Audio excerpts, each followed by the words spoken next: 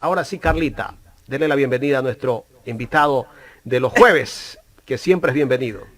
Doctor Tandazo, muy buenos días. Buenos días, Carlita. Buenos días, Jaime. Buen día. Qué gusto estar con ustedes en este día. Los Bueno, jueves ya para mí son vísperas, días muy especiales. vísperas a la Nochebuena y a la Navidad. Y hay muchas reflexiones, ¿no? Que de pronto hay que hacerse o nos hacemos en esta fecha, ¿no? Que bueno, es una costumbre, es una tradición, es parte de la religión, ¿no? Y bueno, indistintamente de las religiones que haya, cada uno pues vive esta fecha de formas diferentes. Pero bueno, tenemos un pueblo que le hace falta, que carece, ¿no?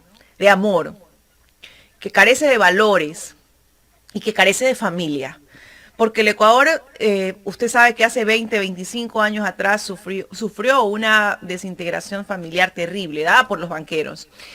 Y eso también hizo cambiar mucho el proceso social, ¿no? El proceso familiar. Porque cuando tú te crías en un hogar disfuncional, tu mentalidad y tu perspectiva de niño a joven Se torna cambia, ¿no? Se trastorna, todo. es diferente. Y si nos ponemos a analizar, podría ser, no soy psicóloga ni soy socióloga, yo siempre digo, no he hecho ni el primer semestre ni de medicina, ni de derecho, ni de Pero sociología. algo entiende de psicología. Simplemente mi criterio personal en base a lo que pocamente he leído, por así decirlo, o me he preparado. Pero al fin de cuentas sí influye, sí tiene mucho que ver en eso social, en ver esa descomposición social que en la actualidad tiene nuestro país, ¿no? No solamente producto de la falta de empleo o de la mala administración pública, sino también de esa carencia familiar, de esa carencia de valores, de esa carencia de amor. Entonces, mi pregunta no es en estos momentos, doctor, ¿qué es la Navidad? Mi pregunta es, en base a su criterio y a su conocimiento, ¿cómo deberíamos ver la Navidad los ecuatorianos? A ver, primero quisiera decirles lo siguiente, porque creo que quedó en el entredicho y no se aclaró. Lo que pasa es que el doctor Párraga lo defendió a Leandro Norero, porque lo conoció desde niño. Entiendan eso y se van a entender de por qué lo defendió a esta persona que estaba vinculada al narcotráfico. Lo conoció desde niño, igual que a la miembro del Consejo de Participación Ciudadana, o sea, los cuentos de toda la vida. Ahora, yendo al tema que nos ocupa, yendo con el tema que nos ocupa, ubiquémonos en el tema, ubiquémonos. La Tierra como planeta tiene dos hemisferios, el hemisferio norte y el hemisferio sur. Y en el hemisferio norte y en el hemisferio sur se viven las cuatro estaciones. Se viven las cuatro estaciones. Que nosotros en la mitad del mundo, porque Guayaquil es parte de la mitad del mundo, son poquísimas diferencias de kilómetros. Lo mismo que Manabí, que está más cerca de la línea ecuatorial, y otras ciudades. Nosotros no tenemos las cuatro estaciones. Nosotros no tenemos el invierno, la primavera, el verano y el otoño. Entonces, para esos pueblos que vivieron especialmente en el hemisferio norte, que es el que más se desarrolló culturalmente, para esos pueblos fue importante el observar la naturaleza, el conocer la naturaleza, el entender por qué se daban estos fenómenos de cambios que no permitían, por ejemplo, sembrar todo el año, cosechar todo el año, y que obviamente llegaban los meses fatídicos, que eran los que están insertos en el zodíaco, la balanza o libra, el escorpión y el sagitario, que son los meses fatídicos porque ahí muere el sol, en donde desaparece la vegetación, desaparecen las hojas de los árboles, ya las naranjas que comían, no existe una, todas se pudrieron, y entonces ahora a vivir de lo que conservaban, de lo que lograron conservar. Y eso les permitió comenzar a mirar al cielo, que nosotros no lo hemos hecho mucho, ni lo peor lo hacemos ahora. Como decía Ardiló, un filósofo uruguayo, la gente mira a la luna y nadie se pregunta por qué está allí. Entonces en ese tiempo no, tenían que prestarle atención al sol, porque si no le prestaban atención al sol y a la luna, sencillamente morían, porque no sabían en qué día de un ciclo solar, de la vuelta a la Tierra alrededor del Sol, que se pensaba en ese entonces que el Sol le daba la vuelta a la Tierra, no se sabía en qué mismo estaban. Entonces comenzaron a ponerle atención a este tema del papel que juegan los astros, en este caso fundamentalmente en la agricultura, y también el papel que juega la luna en la reproducción, que hasta ahora lo juega. Los ciclos de reproducción se miden por semanas y la fotosíntesis se maneja a través del sol. Entonces, esto hizo que los pueblos, en la medida en que fue avanzando su creatividad, su conocimiento, comenzaron a darse cuenta que hay ciclos en el año, divididos en las estaciones, y cada estación dividida en los meses, que terminaron siendo los 12 meses que tenemos en el año. Y entonces eso hizo que los 12, que con base en esto, porque el ser humano lo que no entendía lo convertía en dioses, que los dioses antiguos tenían que ver con las necesidades vitales: comer, vencer, porque si no te vencían; reproducirse, porque mucha gente se moría en las pestes, se moría en las guerras, vivían muy poco tiempo porque no habían medicinas, no habían antídotos, no habían vacunas. Luego se humaniza la idea de Dios, y con Jesús se pone en lo más alto la realización por el conocimiento y la moral, que es el ser. Porque el ser no es más que eso, lo gnóstico, lo axiológico y lo ontológico. Entonces, dentro de esto comienza a entender el ser humano primitivamente qué eran los solsticios y qué eran los equinoccios, y que marcaban etapas muy marcadas de cambios en el clima y obviamente cambios en la agricultura. Y el solsticio al que más le prestaban atención en el hemisferio norte era el solsticio de invierno, el solsticio yenal, en donde el sol aparentemente muere en el día del solsticio de invierno, pero el mismo momento que muere, ese mismo momento resucita el sol. Por eso la fiesta del sol era la fiesta, para poner un ejemplo, la fiesta del dios primero más arcaico de la antigüedad, tan arcaico que hasta ahora está en las banderas de muchos países como la del Ecuador. Ahí está el sol, y está en las banderas la luna, especialmente de los países orientales, la media luna. Entonces el sol tiene una importancia tremenda en este tema, tanto que incluso la conmemoración de los difuntos, de los seres humanos, se hacía el mismo día del solsticio, y también se festejaba a los recién nacidos. Entonces esto ya nos da una idea de que hay un fin de un ciclo y el comienzo de otro ciclo. Lo que pasa es que por la forma de medición del tiempo, hay más o menos algunas fechas que dicen exactamente lo mismo, pero que varían en la fecha por las fallas en el cálculo. Para la civilización de la cual nosotros heredamos esto, para nuestra civilización, el solsticio es, obviamente que se convirtió en el nacimiento de Jesús, es el nacimiento de Jesús, el 25 de diciembre. Para la tradición judeo-cristiana es la fiesta de San Juan. Y entonces tengo un eco por si acaso allí. La fiesta de San Juan, que se hace el 27 de diciembre. El 31 de diciembre es exactamente lo mismo, pero calculado de otra manera. Y el 6 o 7 de enero, que es la fiesta del Agiapota, en todas las religiones de Oriente, es la fiesta de la luz, que es lo mismo. O sea, diferencias de cálculo. El 25 de diciembre es el fin de una era, de un ciclo solar y terrenal, en donde marca el fin de un periodo y el comienzo de otro. Y eso había que festejarlo, porque se pensaba que el sol podía en algún momento morir y se acababa la vida en la tierra. Y entonces cuando se veía que el sol seguía vivo e iniciaba desde bebé otra vez un ciclo, entonces había que festejarlo. Y entonces se hacían grandes hogueras para incitar al sol recién nacido a que adquiera fuerza y poder.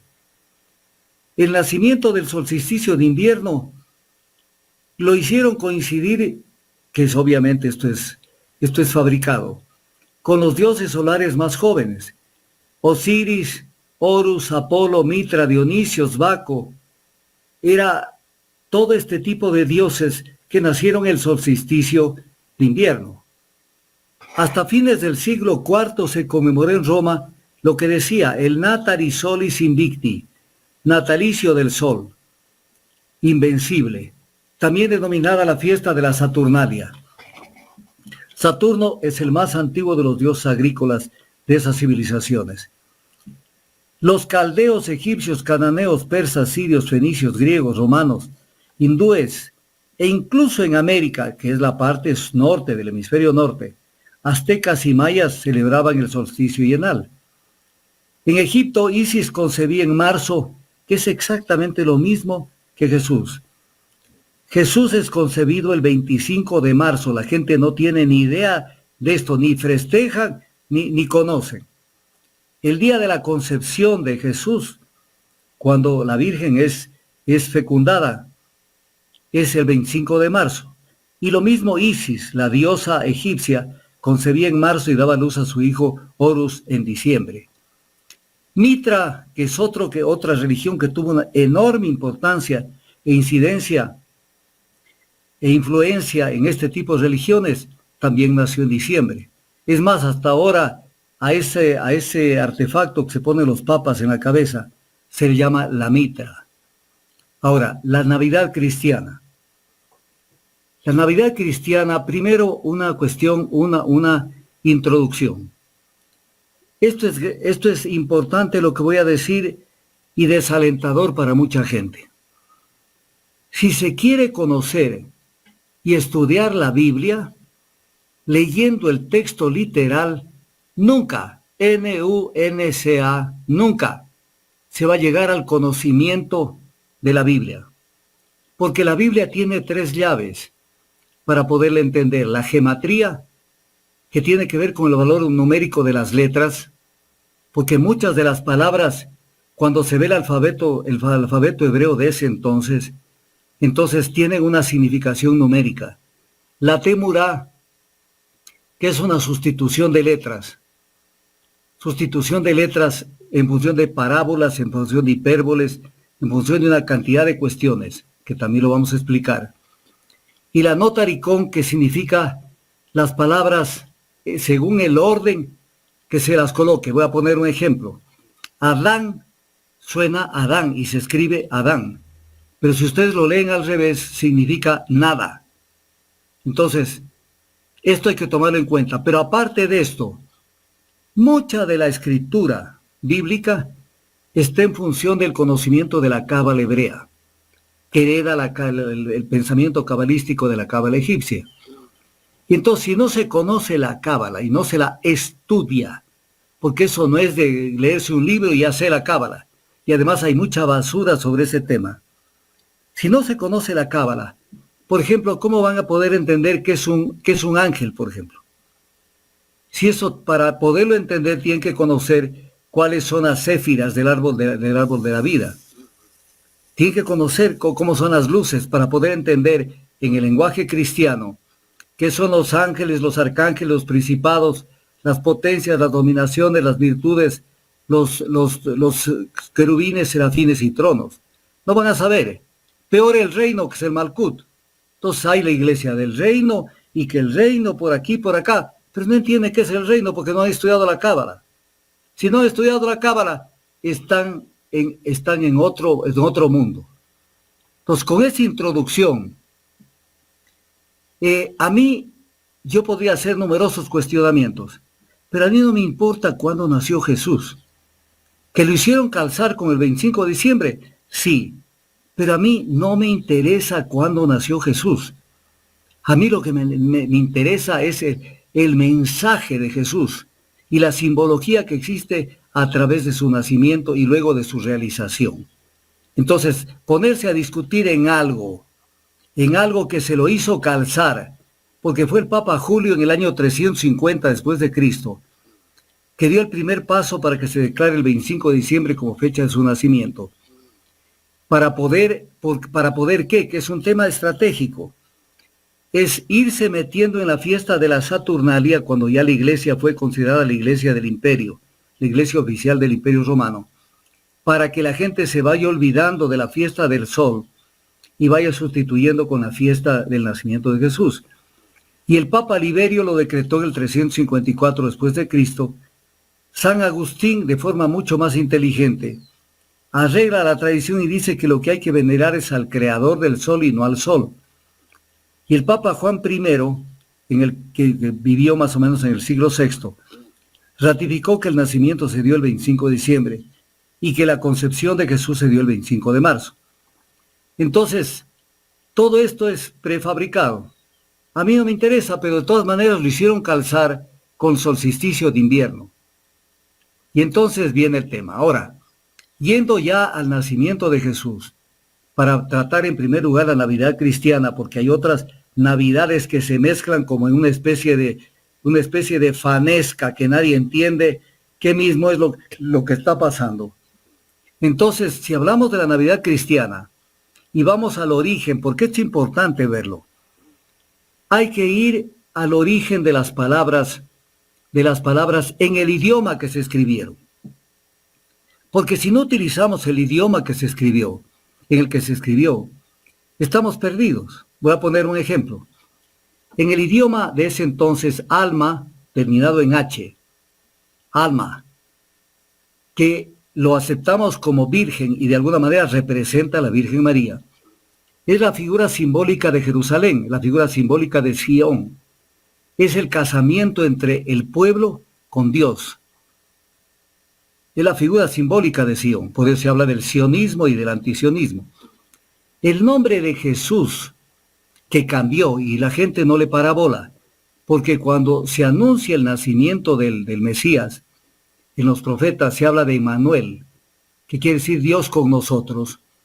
A la hora en que nace Jesús le ordenan a José que le ponga por nombre Jesús. Entonces, ¿por qué no se cumplió con lo que decían los profetas? Porque Jesús no es Emmanuel. Claro que dice de todas maneras es Emmanuel.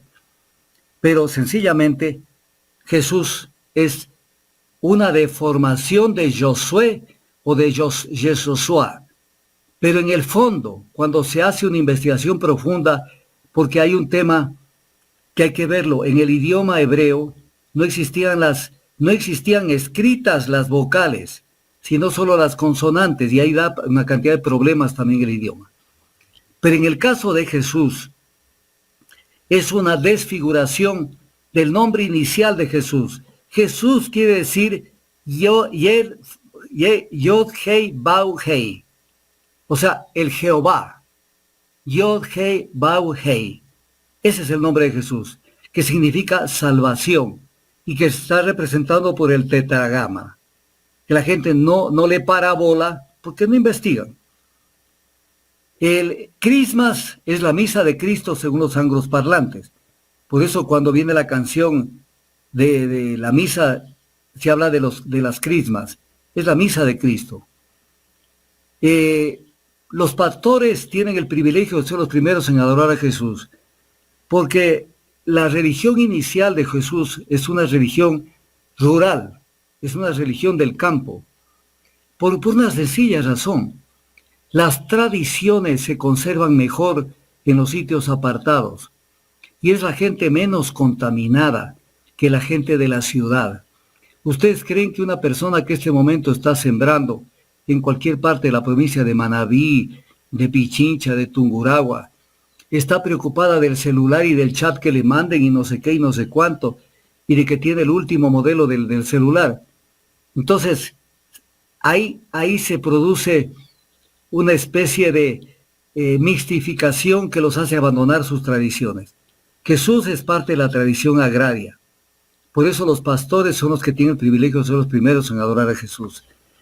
La presencia del gallo, que también está simbolizada en la bandera de Francia, en Le Coq, y que obviamente hasta el día de hoy en los uniformes de la selección francesa está el gallo.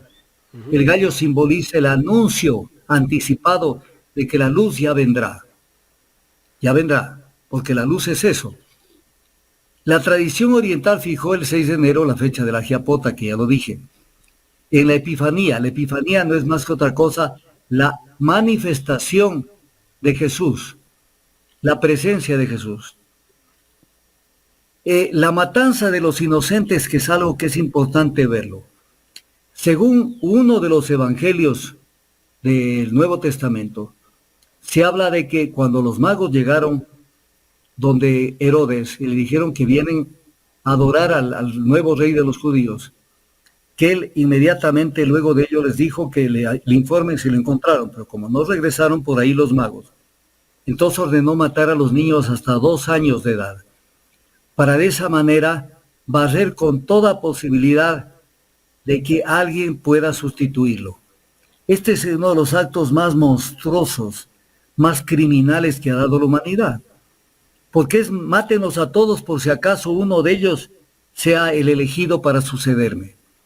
Y entonces nosotros hemos transformado de una manera tan desaprensiva este Día de los Inocentes, que es un día para pensarlo, porque hay muchas formas de matar a la gente, quitándoles la voz, no permitiéndoles expresarse, atacando su cerebro para que no aprendan a pensar. Es matar a la gente, porque es evitar que lleguen al poder la gente que puede servir al pueblo. Y entonces el día del 28 de diciembre es el día de los chistes, de las tomaduras del pelo, lo cual quiere decir que no se tiene claro el tema. Pero aquí comienza a aparecer, les vuelvo a decir que tengo un eco. Acá no, doctor. Estamos perfectos. Bueno, ya. Puede ser que allá tiene algún volumen de algún equipo. No, pero bueno. Viene el tema, la matanza de los inocentes. Luego viene un tema que es clave. ¿Qué fue el censo ordenado realizar en todo lo que era la Palestina? Primero tenemos que decir, la Palestina pertenecía a Siria, o sea, era como decir una provincia de Siria. Y en Siria gobernaba Quirino, pero a su vez Quirino dependía del Imperio Romano porque era nombrado como gobernador de Siria por el emperador Augusto. Y se ordena el censo. Según la información de Roma, porque esto siempre hay que hacer en materia de historia, cotejar varias fuentes para ver si alguna no calza con lo que no se dice y de esa manera poner en tela de duda cualquier situación. El censo que se ordenó realizar en todo el territorio de Palestina y de Siria fue un censo de propiedades. Y entonces, pero para poder decir esto, si lo dice Augusto Tandazo, que yo he investigado esto porque he estudiado todas las religiones y todas las variantes de cada religión, y no solamente la judeocristiana, sino todas las demás. Entonces, cuando uno ve lo del censo, uno dice, si yo digo que el censo fue de propiedades y no de personas, más de una persona que me esté escuchando va a decir, no, es así, el doctor Tandazo ahora sí desbarró. Pues aquí tengo este libro. La infancia de Jesús de Benedicto XVI. Y por eso, por este y 2 libros más que están aquí, él escribió 16 libros. Aquí están 3 libros sobre Jesús. 3 libros. Esto le costó el papado por escribir las verdades en estos libros. No porque estaba viejo, porque ya no quería, que le quedó muy grande el cargo, los temas de la pederastria. No, porque dijo unas cuantas verdades. Vamos a ver qué dijo Benedicto XVI sobre el censo. Dice, se llevaba a cabo en 2 etapas. Primero se procedía a registrar toda propiedad de tierras e inmuebles y luego, como un segundo momento, con la determinación de los impuestos. Aquí está en el libro de Benedicto, Papa de la Iglesia Católica. Y luego dice, podemos suponer que José de la casa de David disponía de una propiedad de tierra en Belén, de manera que debía ir allí para la recaudación de los impuestos. O sea, con esto se destruye, no a la mala, porque yo soy el principal admirador de Jesús. O sea, si alguien yo admiro, es a Jesús. Yo no estoy tirando abajo la imagen de Jesús o intentando hacerlo. Todo lo contrario, para mí Jesús está en la cúspide de todo. Pero viene el tema. Se destruye esta tesis demagógica de la Iglesia, de que nos ha venido siempre hablando del tema de que Jesús nació pobre. Y entonces la pobreza viene a ser una virtud, viene a ser un valor.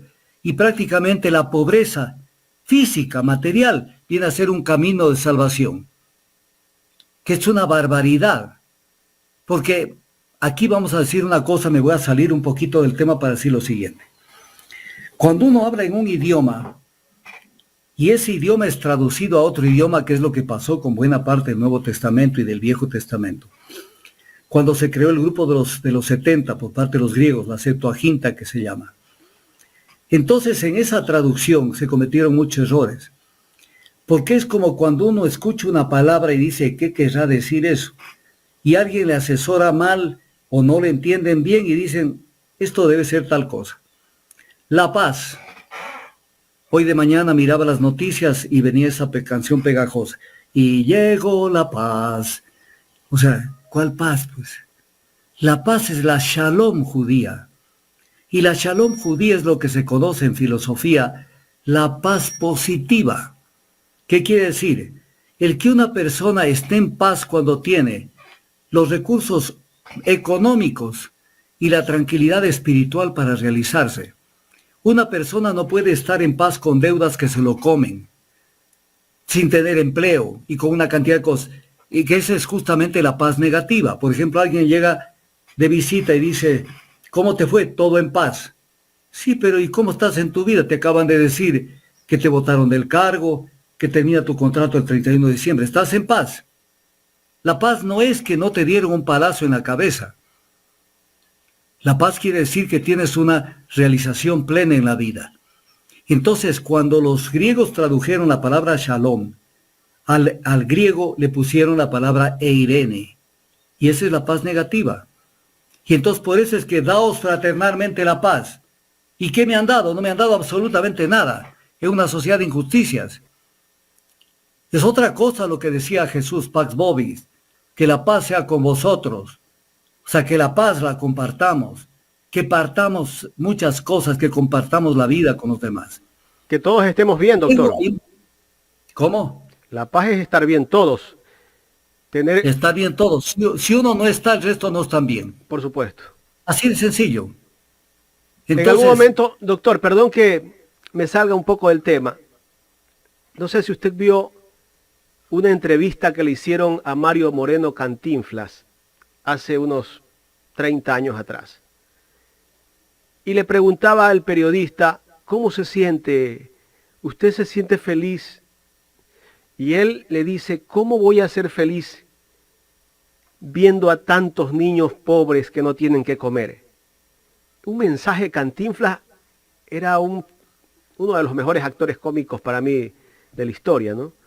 Pero llevaba un mensaje profundo a la sociedad que conmovía, incluso hasta en las películas. Guardando la distancia, porque yo soy nada más que una pequeña persona, yo he venido diciéndole en los medios durante 20 años, cuidado con que el 50% no coma de la población, porque el otro 50% no va a poder dormir. Entonces no es un tema yo como, nosotros comemos, pero tú no sé si comes, vosotros no sé si coméis. No, comes o no comes, pero todos tienen que tener un nivel de vida aceptable. Continuemos con el tema que es muy largo. Nazaret, dice Benedicto XVI, es importante. En su libro dice, es una ciudad desconocida en las Sagradas Escrituras. Es importante, Nazaret fue una creación posterior. Galilea existía. Y después ya había que adaptar las cosas y decir, aquí está Nazaret. El tema del nacimiento de Jesús es otro error craso. Porque claro, para esa época donde trataron de arreglar al apuro el nacimiento de Jesús y dijeron el año 0 en la era actual, es el año del nacimiento de Jesús. Pero Jesús, si tomamos en cuenta la vigencia del rey Herodes, que dictó una cantidad de cosas que tienen que ver con el natalicio de Jesús, Herodes no murió en el año 0, ni en esos años. Herodes no tuvo cuestión. Entonces, pasaron este estudio realizado, le encargaron al monje Dionisio Exigio cuando se comenzó a construir el calendario gregoriano. Y ahí se equivocó, como era obvio, no tenía los instrumentos que hoy tenemos para hacer cálculos. Y calculó mal la fecha de nacimiento de Jesús. Por lo tanto, Jesús tiene que haber nacido más o menos en un promedio de 6 años antes de lo que es la era cristiana. Por lo tanto, más o menos deberíamos estar en el año 2028, no en el 2022. Y esto les bota abajo a numerosa gente. Yo recuerdo una entrevista que me hacía Andrés. ¿Y por qué cambiaron la fecha? Cambiaron la fecha para adaptarla a la fecha de la vida de Herodes, porque si Herodes ya murió años antes, ¿cómo es que Herodes recibió a los magos y ordenó la persecución de los inocentes? Si estaba muerto. Porque ahí viene la importancia de lo que digo. ¿De dónde se obtiene la información de desde cuándo hasta cuándo rigió en esa parte el tetrarca Herodes? De la información de los archivos romanos, no solamente de la información de la Biblia. Entonces, cuando se ven los archivos romanos, ya Herodes en el año 0 no existía. Por lo tanto, Jesús no nació en el año 0. Y eso quiere decir que Jesús murió mínimo de 39 años, no de 33. Luego, el empadronamiento no fue, bueno, esto ya lo dije,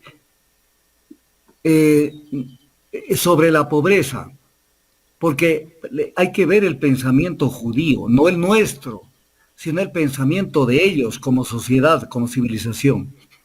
En el Talmud de Babilonia, el Nedarim 41 dice, nadie es pobre excepto aquel que carece de conocimientos. Nadie es pobre excepto aquel que carece de conocimientos. Entonces la pobreza de Jesús no es material, pues. ¿Sí? Y además un niño todavía está en un plan de aprender. Pero tanto esto es así, que cuando se habla, por ejemplo, de las bienaventuranzas, Jesús dice, bienaventurados los pobres de espíritu, porque de ellos es el reino de los cielos. ¿Qué es el espíritu? Porque en esto hay que estudiar simbología. El espíritu abusa a la gente de esta palabra. Es un abuso, por ejemplo, la gente dice nomás, porque el espíritu o la riqueza espiritual y no sé qué. El espíritu es el conocimiento. Punto. Por lo tanto, bienaventurados los pobres de conocimiento, o sea, los tontos, porque de ellos es el reino de los cielos. Porque no entienden la escala de valores. Se conforman con un guineo y con alguna cosa pequeña, pero no tienen ni siquiera una idea de para qué vinieron, cuál es su papel en la humanidad, si son sujetos de la vida, de la historia, etc. cosas. Flavio Josefo es tal vez el historiador más grande que tienen estos pueblos en la historia del pueblo judío. Es un historiador de primer nivel. Y Flavio Josefo cita 63 poblaciones en Galilea. 63, y no cita Nazaret. Y luego, sí existía Genezaret, que es diferente, que no es Nazaret, es Genezaret, que era el centro de la actividad violenta y revolucionaria de los celotes, que era el brazo armado de los judíos para hacer una especie de guerra de guerrillas contra el Imperio Romano. Los celotes. Luego viene el tema del pesebre. Dice la Biblia que lo envolvió en pañales al primogénito. Ojo, Lucas 2, 1, 7. Primogénito no es unigénito. Después comenzaron a cambiarlo y ya pusieron unigénito. Pero si lo leemos a Lucas, es primogénito. Quiere decir que hubieron luego más. Y lo acostó en un pesebre. Aquí viene ya un tema que es importante analizarlo. Todos los diarios, todos los medios de comunicación a nivel mundial, incluso porque esto no es ecuatoriano, hablan del pesebre. Vamos a ver un pesebre que han construido en iglesia tal.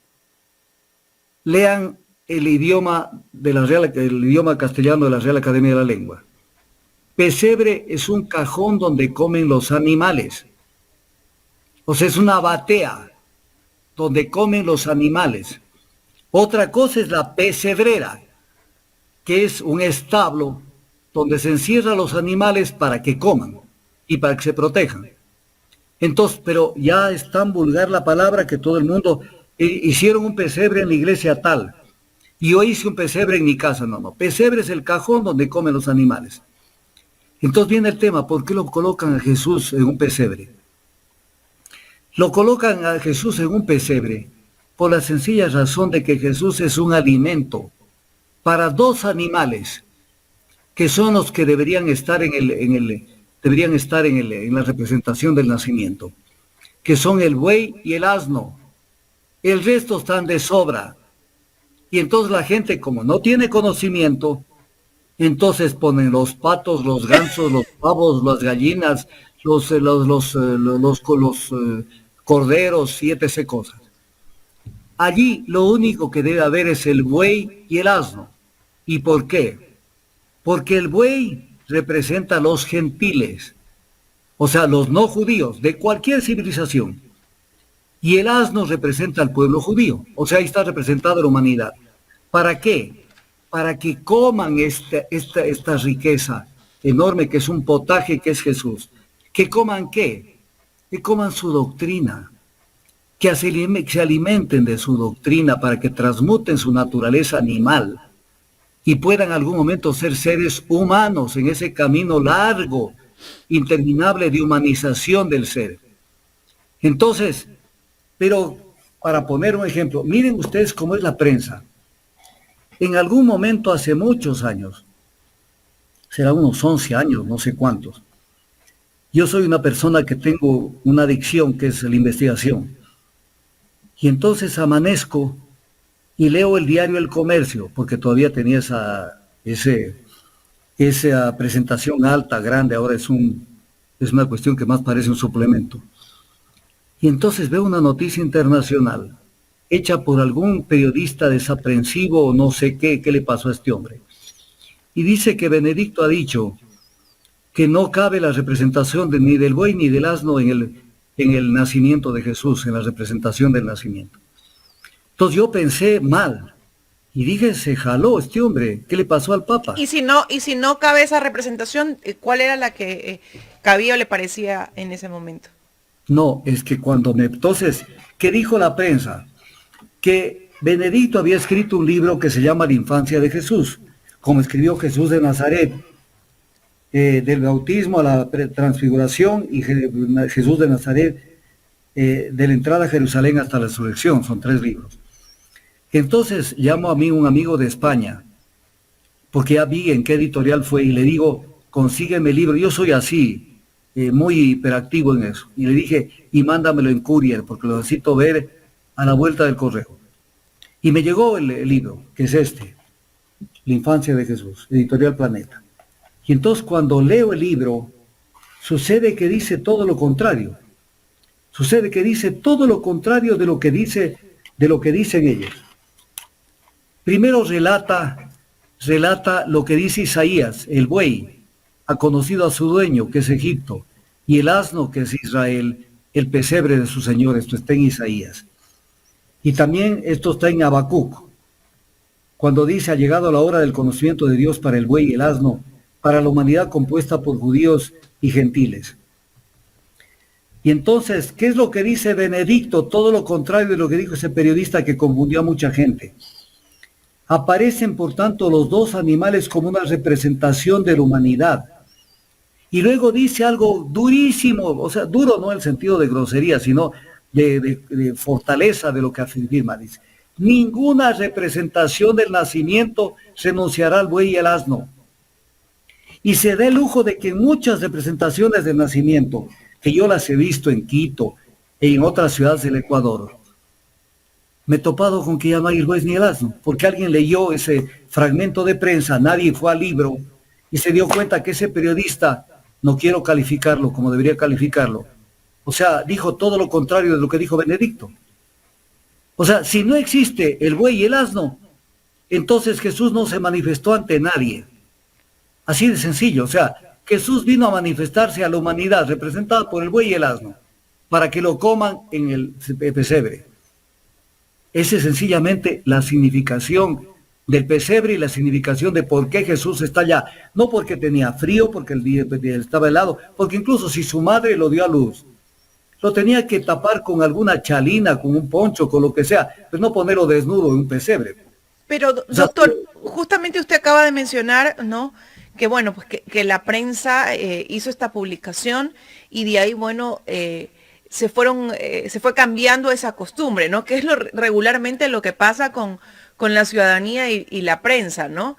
Ya decía Luis de Bonal que un Estado puede ser agitado y conmovido por lo que la prensa diga, pero él mismo puede morir por lo que la prensa calle. Entonces, podríamos decir que la prensa ha sido el primer influyente en hacer esta fecha más comercial.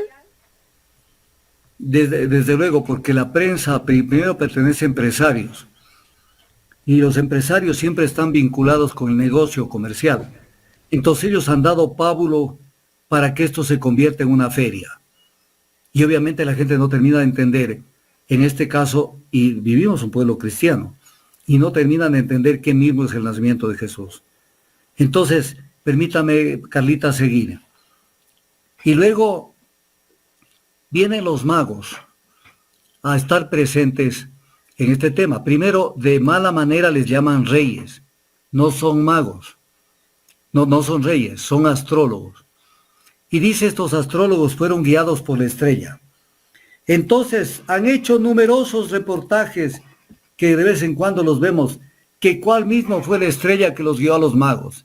Entonces, por ahí aparece un astrónomo que dice, parece que el cometa Halley pasó en esos días por esas zonas, que el cometa tal, que esto pudo haber sido...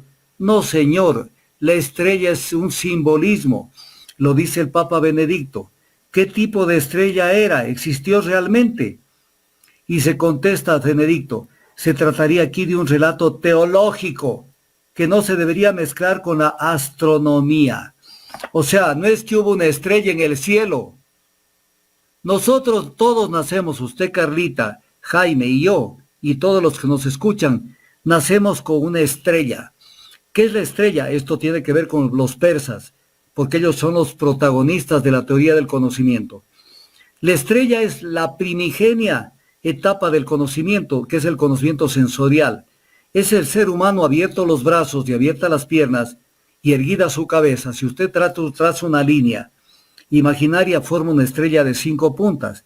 ¿Qué quiere decir? El contacto del ser humano con el exterior, a través del cual comienza un conocimiento sensorial, que no es un conocimiento científico, pero que ya le da ciertas herramientas para entender la vida. Entonces todos nacemos porque nadie nace 0 kilómetros. Todos nacemos con un patrón genético. Los pájaros, no está la mamá pájara diciéndole a los pájaros, siéntense delante mío, les voy a dar una clase cómo hacer un nido. Eso ya está en los genes. Ellos saben cómo hacerlo. El ser humano no nace 0 kilómetros, aparte de que heredamos no solamente la parte del fenotipo, sino del genotipo. Y entonces somos una construcción que por eso decían en algún momento, la educación de los niños comienza 100 años antes de que nazcan, porque somos una consecuencia de toda una tradición y de una educación que ha venido desde atrás, y de pronto está en la bisabuela o en la empleada de la bisabuela la que te metió un mito, te metió un miedo, te metió alguna cosa. Entonces, aparecen los magos, pero esto es sabrosísimo. Y entonces, los magos son guiados hacia Belén. Pero esto es un simbolismo. Es un simbolismo buscando, obviamente, la pentalfa. La pentalfa es la estrella de David y el sello de Visnú. O sea, tiene aquí una mezcla de religiones. Pero esto me hace a mí ir a otro tema. La Torre de Babel. La Torre de Babel es aquel intento que está reflejado en la Biblia en el Génesis 11, de 1 al 9. El intento de los hombres de llegar a una cúspide que llega hasta el cielo. Y entonces para estar en contacto con Dios. Pero este intento fracasa. ¿Por qué? Porque la confusión vino por el lenguaje que no se entendían entre ellos. Pero aparentemente es que uno hablaba un idioma y otro no. No. El lenguaje explica la pertenencia a una civilización. Y la pertenencia a una civilización implica, adicionalmente, el tener una cosmovisión que es diferente de un pueblo a otro. Dioses diferentes, concepciones diferentes que no se podían poner de acuerdo. Entonces, ¿qué quiere decir la visita de los magos? Que las civilizaciones más importantes de ese entonces, que eran Persia, Arabia y la India, de ese entonces, que esas civilizaciones se pusieron de acuerdo en ver quién los podía representar de manera religiosa a todos, que tenga una parte de todos ellos. Es lo que se llama el sincretismo. Y entonces la conclusión era que era Jesús. Porque Jesús, cuando ustedes lo estudian a Jesús, pero letra por letra, de lo poco que queda en las Escrituras, él recoge el pensamiento religioso de muchas civilizaciones. Por ejemplo, él es budista en muchas cosas. Es budista y obviamente Siddhartha Gautama vivió 500 años antes de él. Y entonces recoge la teoría de los no apegos y etc. La teoría del perdón de Moxu la recoge él. O sea, Jesús es un potaje que mezcla todo lo mejor de todas las religiones. Y entonces, los magos, ¿desde dónde salen rumbo a Belén? No salen de cualquier lado, pues. Los magos salen de la Sigurat de Borsippa. Sigurat quiere decir torre, y Borsippa es la torre de Babel. Entonces, esto tiene un simbolismo enorme. O sea, allí donde se destruyó la idea de que exista una sola expresión religiosa o deífica, sencillamente de ahí salen en busca de Jesús. Y salen los representantes de las principales civilizaciones. Y no salen los tres en camello, porque el uno sale en caballo, el otro sale en elefante y el otro sale en caballo, porque representan diferentes civilizaciones. La verdadera representación del nacimiento es con esos animales, y esa es la pista de qué tipo de civilización son las que ellos representan.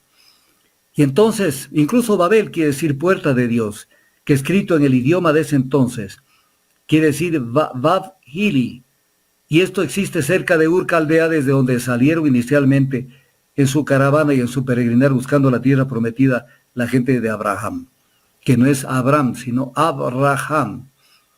Y entonces, los magos han tenido diferentes representaciones en número. En algún momento se hablaba de 2 magos, de 4 magos. En las iglesias de Siria y Armenia se hablan de 12 magos, y en la que se les fue la mano la iglesia egipcia, que son los coptos, la iglesia copta, hablan de 60 magos. Pero lo primero que tenemos que ver entre todas estas cosas de los magos, todo es simbología. Llevan el oro, el incienso y la mirra, que no tiene otra cosa que la consagración que se hace en el mismo bautizo, que se consagra al niño como juez, sacerdote y profeta. Ese es el sentido del tema. Pero la representación inicial de estos magos eran: Melchor no tenía barba, Gaspar era blanco con barba blanca, y Baltasar era blanco con barba oscura.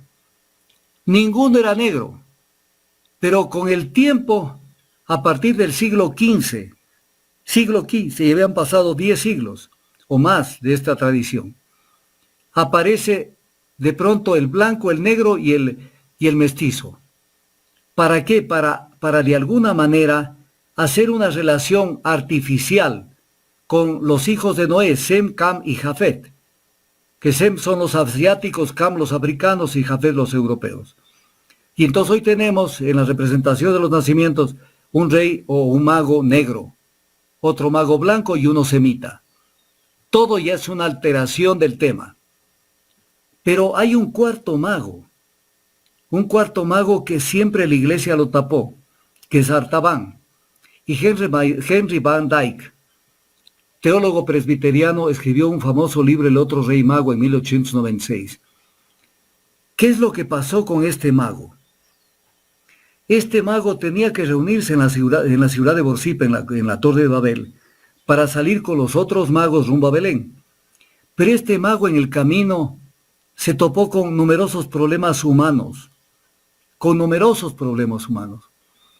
que una viuda no tenía con cómo enterrar a su marido, que había que dar de comer a fulano, a mengano, que alguien estaba perseguido.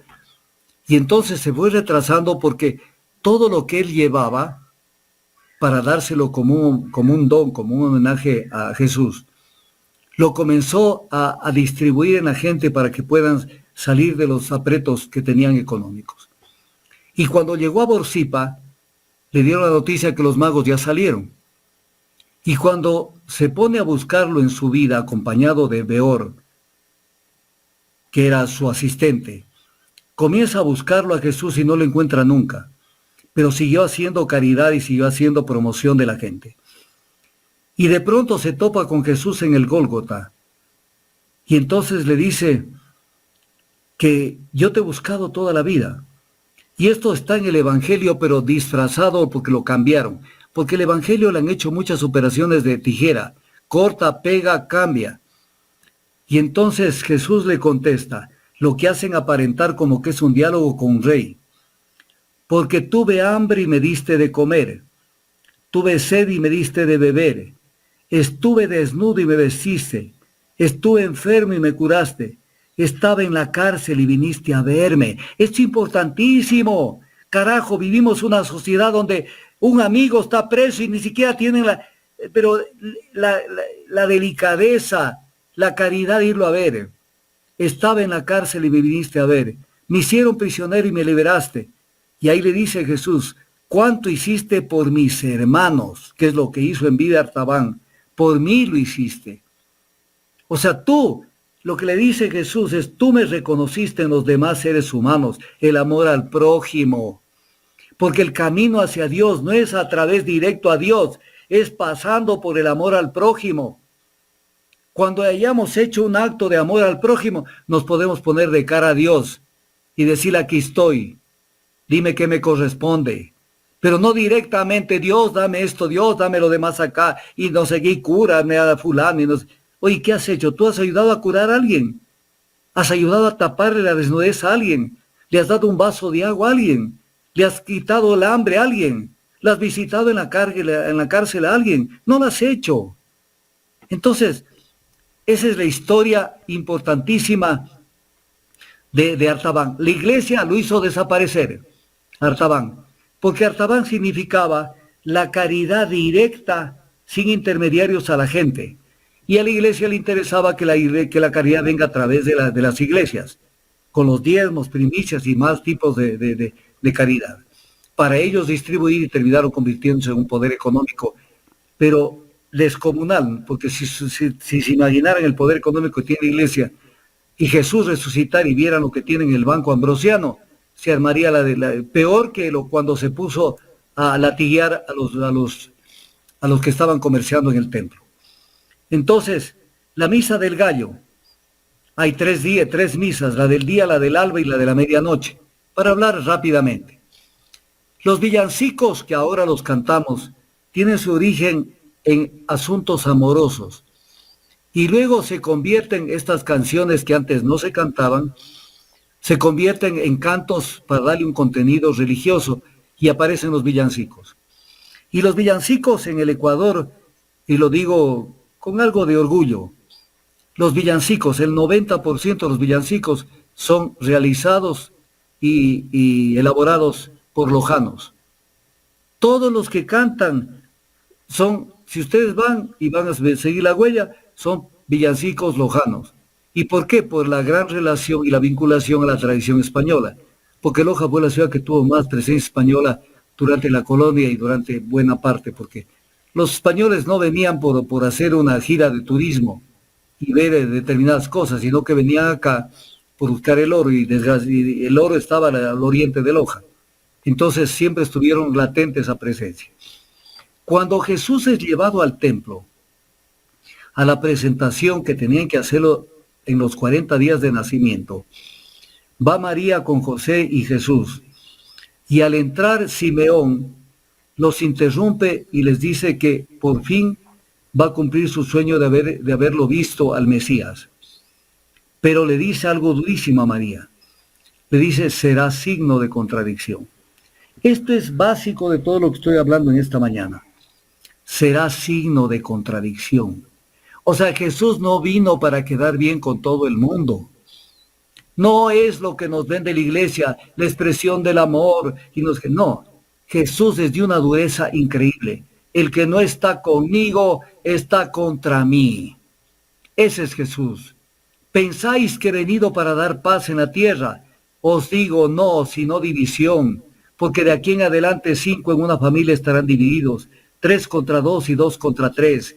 Estarán divididos el padre contra el hijo y el hijo contra el padre, la madre contra la hija y la hija contra la madre, la suegra contra su nuera y la nuera contra su suegra. Lucas 2, capítulo 12. Entonces, Jesús no vino a quedar bien con la gente. Jesús es el que les decía hipócritas, raza de víboras. O sea, no era como lo venden. Jesús era el tipo que decía, o estás conmigo, o estás contra mí, porque era el camino, era la directo. verdad, la vida. Y entonces el camino es de la rectitud, pues, no es el camino chueco. Entonces Jesús no puede decir, el que está en el camino chueco que se vaya al barranco.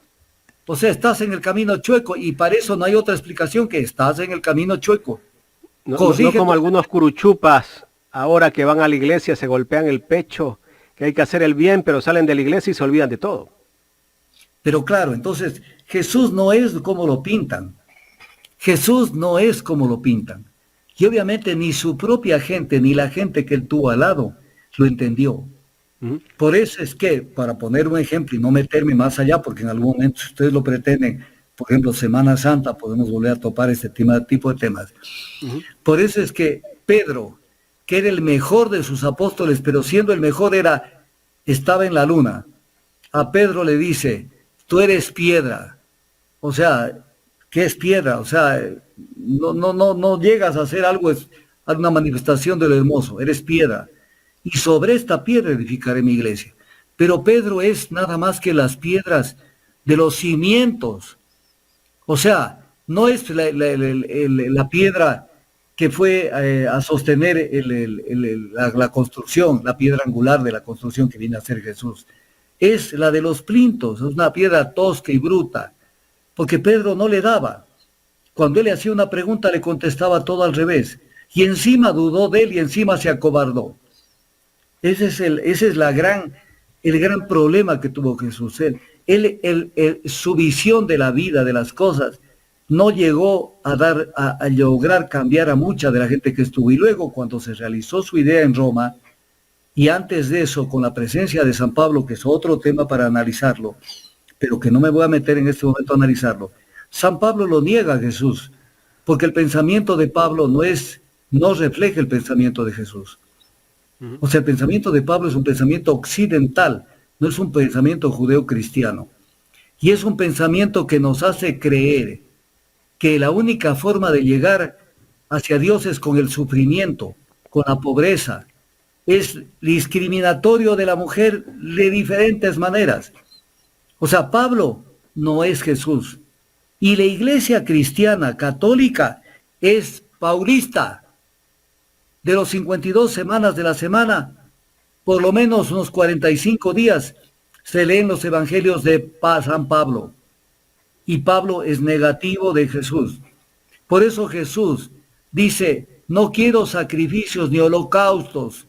Y después vino la iglesia y nos habla del Cordero de Dios que quita los pecados del mundo, que es importante analizarlo. Cuando vivió Abraham, que fueron miles de años antes del nacimiento de Jesús, se hacía el sacrificio humano copiando de la religión de Moloch. El sacrificio humano para tener mejores días. Todo padre tenía que sacrificar al primogénito. El primer hijo de una familia tenían que llevarlo y lo tenía que matar él con sus manos, porque no podía encargarle a un sirviente. Ese era un acto de fe y de humildad ante Dios. Hasta que Abraham los convenció y dijo que un ángel le tomó la mano y que le dijo que observe un cordero que estaba enredado en las zarzas y que lo sacrifique al cordero. Y de ahí entraron los judíos a sacrificar el cordero, que terminaron diciéndole el chivo expiatorio, el que paga las culpas de los demás. ¿Para qué? Para pasar de un sacrificio humano a un sacrificio de un animal. Y vino la iglesia y confunde en la iglesia la Eucaristía, diciendo que Jesús es el Cordero de Dios que nos lo entregó para que lo sacrifiquemos. O sea, volvimos a la animalidad de miles de años atrás. O sea, Jesús, y ahí alteraron la escritura, y esto lo dice Benedicto, en la parte cuando dice que comparte la sangre, que será derramada por muchos, y punto. Hasta ahí llega la escritura. Pero en uno de los evangelios le añadieron para la expiación de los pecados o para la remisión de los pecados. Y entonces se convirtió en un holocausto, en una muerte para que nos perdone los pecados a los demás. Perfecta estupidez. Y la iglesia nos metió eso en cuento cuando la Eucaristía no es otra cosa que lo que hizo Jesús, partir el pan. El pan es el conocimiento. O sea, yo reparto el conocimiento, lo comparto. Y la sangre no es otra cosa que lo que viene del corazón, las actuaciones del ser humano, la práctica, para conocer a una persona en la práctica como es. Y él comparte su sangre, que su sangre es diferente, como cuando en el tema de las bodas de Caná, la sangre de Jesús, que él la transmutó del agua al vino, es una sangre de mucho mejor calidad que el vino de la persona que se casaba. Entonces ahí se puede entender por qué el maestre le dijo, ¿cómo es que me dan este vino de mejor calidad cuando generalmente se da el de mejor calidad al comienzo y luego cuando ya están borrachos les da el de menor calidad? Pero es que la sangre de Jesús era diferente por su accionar. Todos tenemos, por eso hasta ahora se dice, este tiene un corazón malo o este tiene un corazón bueno. Y del corazón sale la sangre. Pero de esto podemos hablar mucho, pero quisiera entrar en el tema de la metamorfosis de San Nicolás a Santa Claus, para poder, porque esto nos podemos quedar unas 5 horas o 6 horas. Es que es así, hay muchas cosas que se quieren. Estamos casi que en la recta final ya. Tienen que darle tiempo. Tengo una pregunta final, pero de tema político, doctor. Vamos ya. Con todo gusto. Voy a tratar de acelerar lo más que pueda. San Nicolás es un obispo turco, nacido en Patara, Turquía, por el año 280, en Asia Menor. Le llamaban el niño obispo porque llegó a ser obispo. Y hay muchas leyendas sobre el obispo San Nicolás. Tal vez una de las más conocidas, porque tiene muchas, no las voy a leer todas. La leyenda más conocida es aquella de que, desgraciadamente en estos países como Turquía, cuando una mujer no podía casarse, no encontraba novio, terminaba siendo vendida para ser prostituida. Era un tema porque de eso venimos, de esas sociedades venimos. Y entonces, cuando él se enteró al pasar por una ventana, que habían niñas que no podían casarse, ya no niñas, sino jóvenes, entonces él les arrojaba unas bolsas de oro por la ventana para que puedan pagar la dote. Entonces así evitó que las 3 niñas no sean prostituidas. Y esto se regó. Y porque fue sorprendido cuando arrojaba el regalo de oro para la 3ª niña. Y ahí aparece la leyenda del obispo que hacía caridad. Hay muchísimas cosas que decir, pero tengo que abreviar. En el siglo XIII se lo representaba al obispo San Nicolás, vestido de obispo que viajaba en un burro por los pueblos entregando regalos a los niños durante la noche del 5 al 6 de diciembre de cada año. No era en el nacimiento.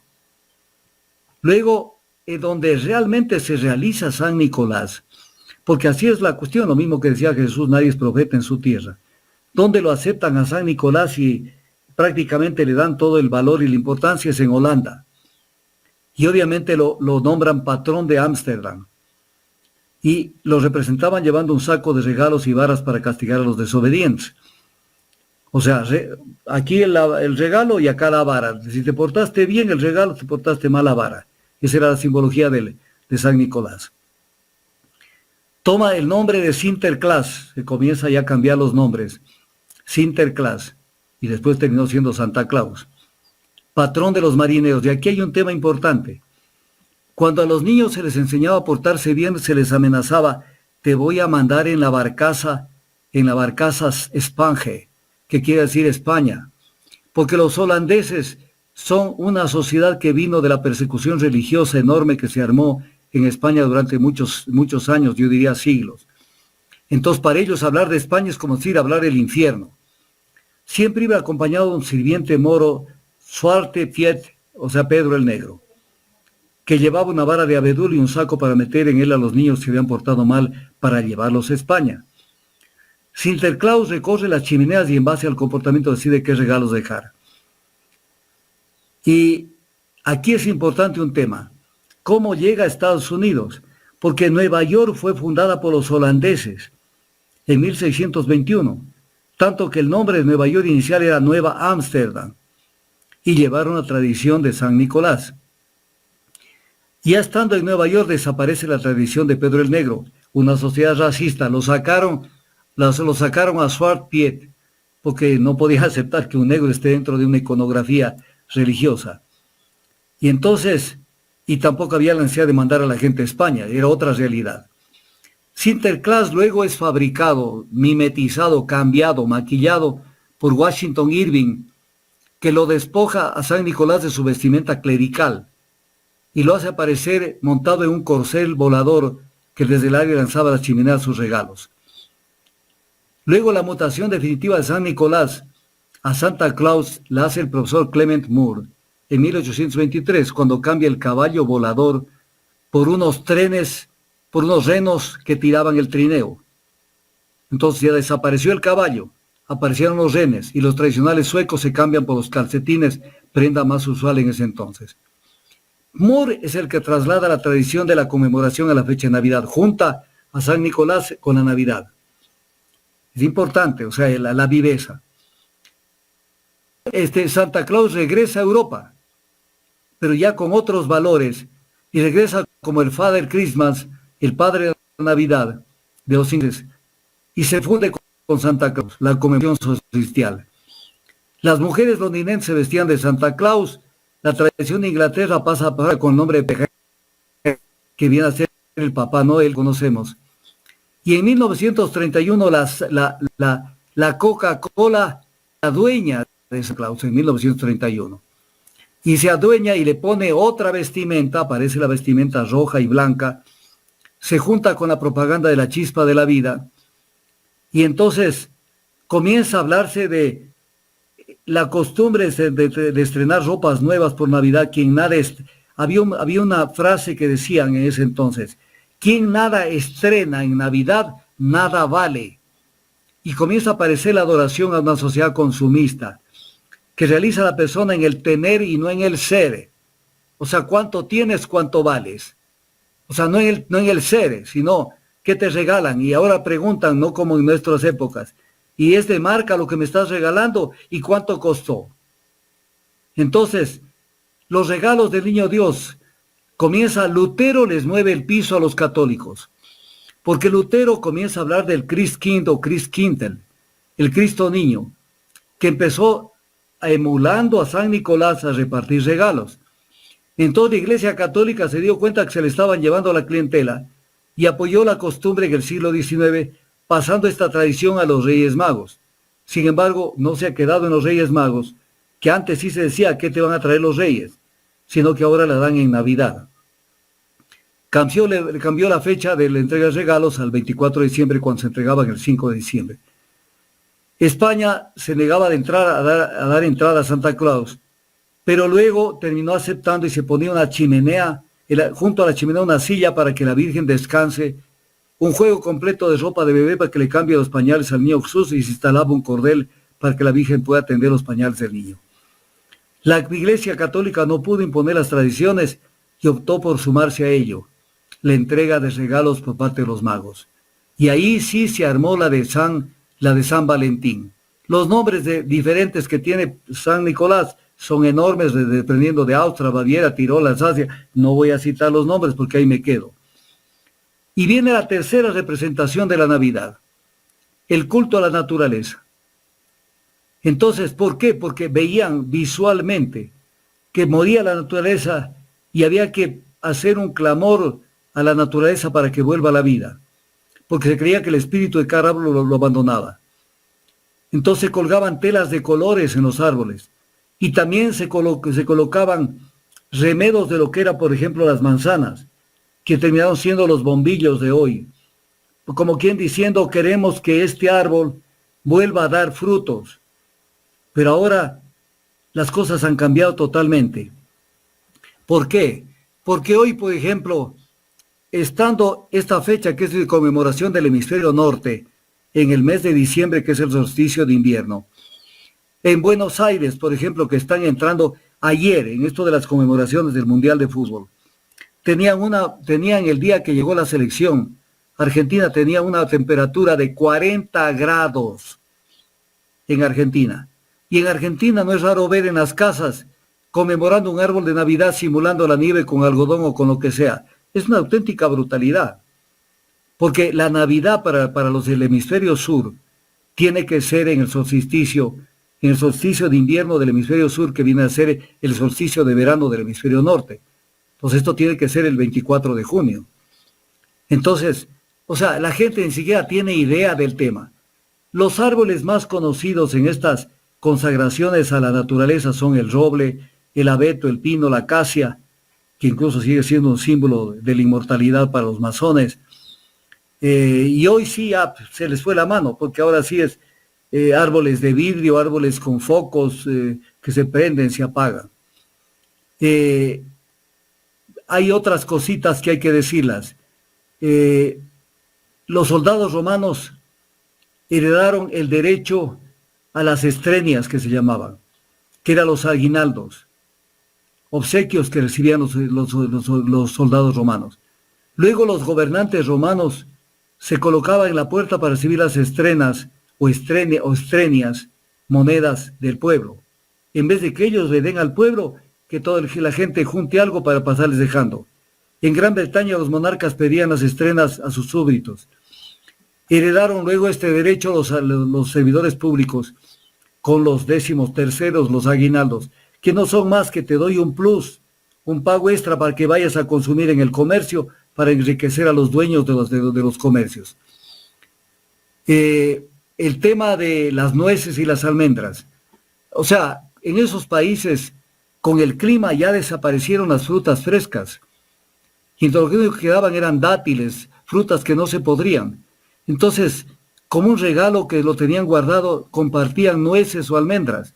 Pero en el Ecuador, ¿cómo puede ser que nosotros regalemos nueces o almendras en una bolsa de caramelos, cuando lo que hay que regalar son frutas frescas? Pues, nosotros tenemos frutas todo el año y hasta en exceso.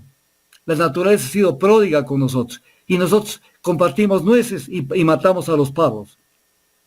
Cuando el pavo es el animal más feo del mundo, porque no tiene sabor. Es una estopa que capta el sabor de las salsas. Pero si no comes pavo, no eres de la clase high.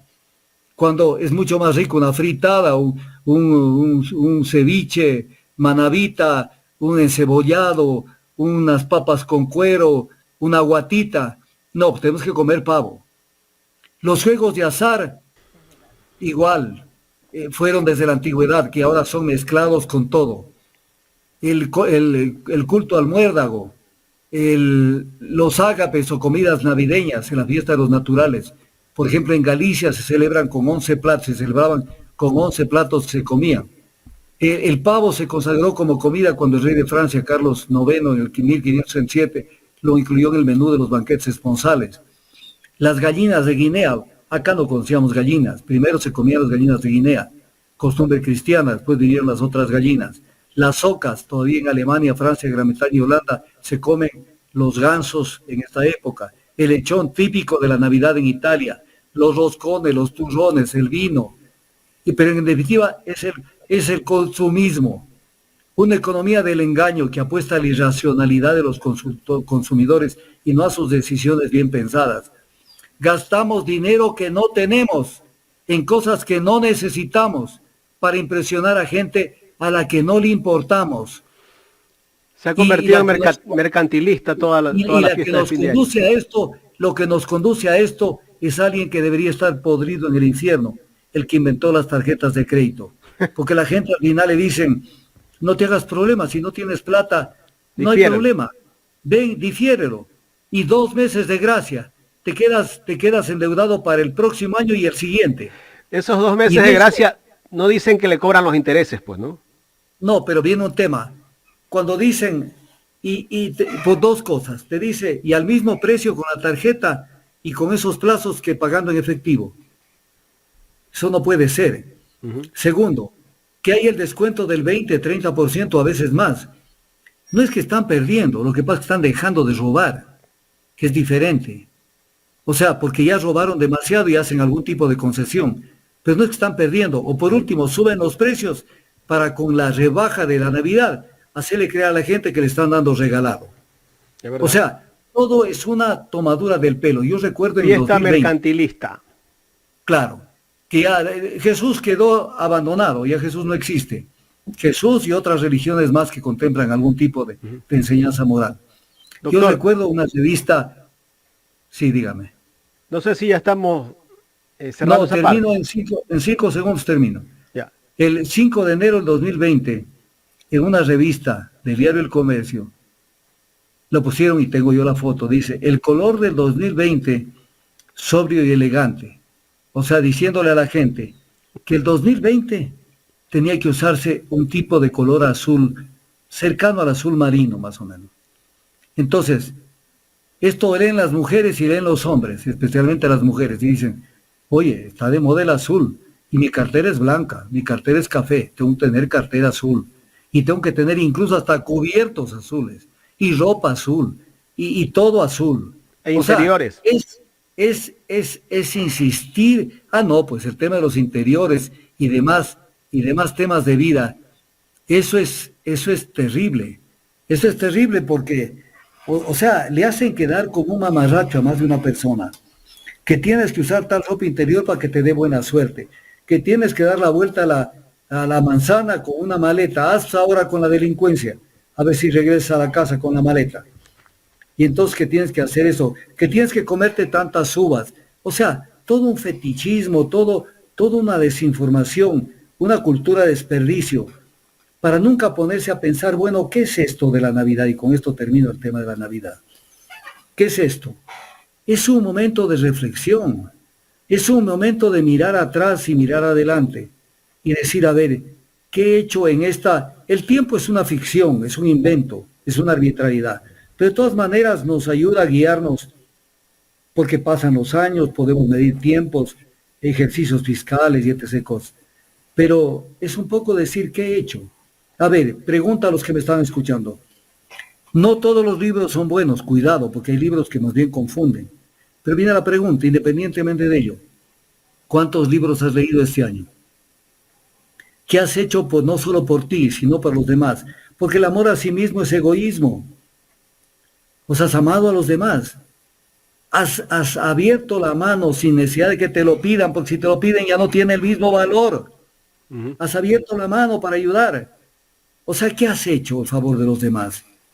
Y etc. cosas. Entonces, es el momento de evaluar.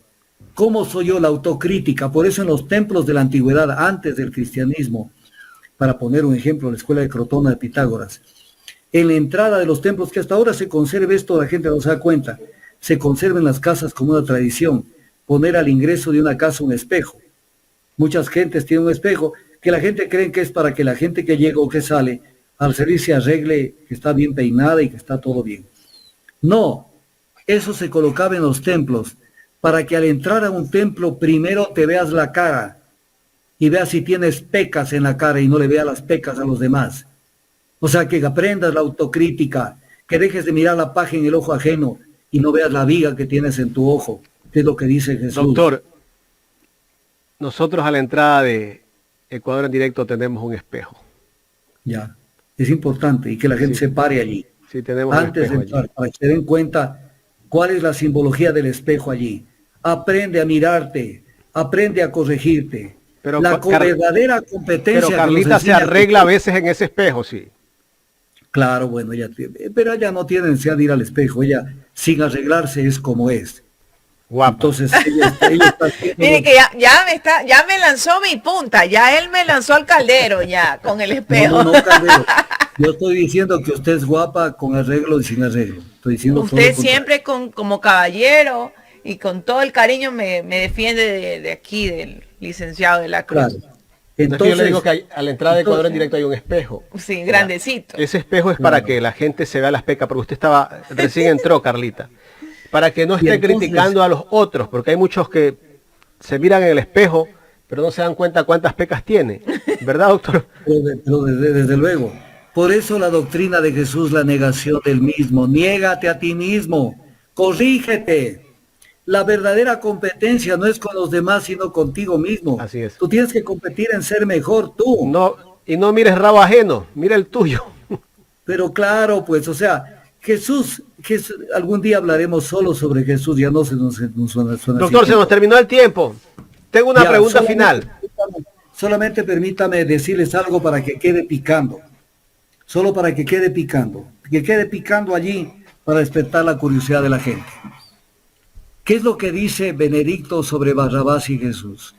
Solo esto leo un párrafo. Verán lo que dice el Papa.